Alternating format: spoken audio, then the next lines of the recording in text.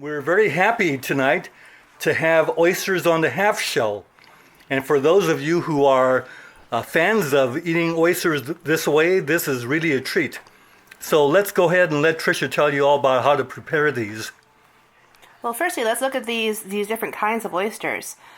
For raw eating, I prefer small oysters. So these Quinty Point ones here, these are local up here in Washington, are a little on the bigger side, but my partner likes those.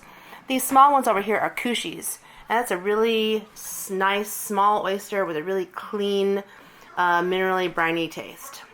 Now, my mother doesn't really favor raw oysters, so I did make her some black bean garlic manila clams. So that's Chinese style. I already prepared some accoutrement for the oysters, and over here we have the Chinese garlic oil, yum, a lemon vinaigrette, and then for the purists, just some plain lemon slices. Here's another kind of oyster. These are Sweet Creeks, a little bit smaller than those Quinty Points, but bigger than those cushies. But let's open our last set of oysters, the famous Kumamotos. So here are the Kumamotos. These were originally a small oyster from Japan, but they're now cultivated here up in Washington.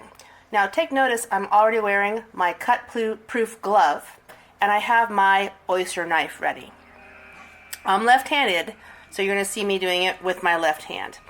You really want to have one of these cut-proof gloves or a big fat towel or something like this, because even though this knife is not very sharp, there's a lot of digging and levering, as you're going to see in a second. If your knife slips off of this oyster and jabs into your hand, that's a trip to the hospital. So do yourself a favor and get yourself some of these cut-proof gloves. They're easily found at well-stocked grocery stores or, of course, Amazon. Now, when you get to the oyster, you want to look for the hinge. There's the frill, but the hinge is opposite that, and that's where it's being held together. So that's where you want to attack. So I take the point of my knife, and I go right into the hinge, and I grasp the oyster, and I'm going to be pushing in until I breach the hole, and then I twist. So as I push, oh, there I'm in, and then I twist. And then I slide that knife all the way, scraping the oyster off of the lid. And look how tiny this oyster is. Okay, Kumamotos are small oysters. Very, very small, but they are incredibly sweet and very clean tasting.